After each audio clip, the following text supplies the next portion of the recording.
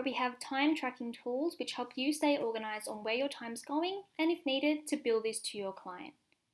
The first way we can track our time is via the stopwatch tool in the top right hand corner of your account. By clicking on Start Stopwatch, it will give us a pop-up which allows us to allocate a project, a service per each member, an hourly rate if we want this to be billable or non-billable, GST rates, and if our hourly rate includes GST. We can then go ahead and add a description for our service if needed, and then start our stopwatch. What that's going to do is track our time as we go. If you want, you can add multiple stopwatches across any project. Once an hour goes by, you can go ahead and log your time. This way it'll go ahead and log in your time and expenses chart. What we can do is open up our time and expenses from our left-hand navigation bar, and that's going to allow us to view all of our time entries across all of our projects, if you're admin, team members, and services. So here you can come in and have a look at all of your previous time trackings, see where your time is going, and if needed, eventually charge this to your client.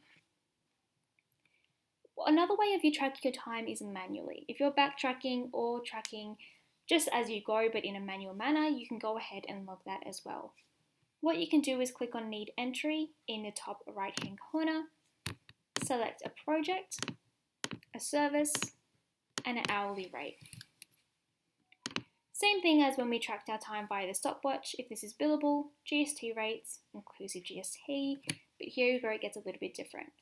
We can start logging our time for previous sessions. So if we're logging back during the week, we can go ahead and allocate time that way.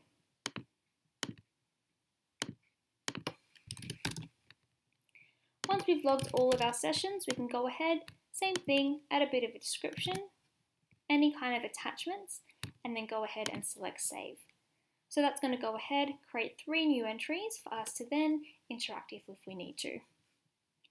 If I go ahead here and log my time or delete my time, it'll reflect that way as well.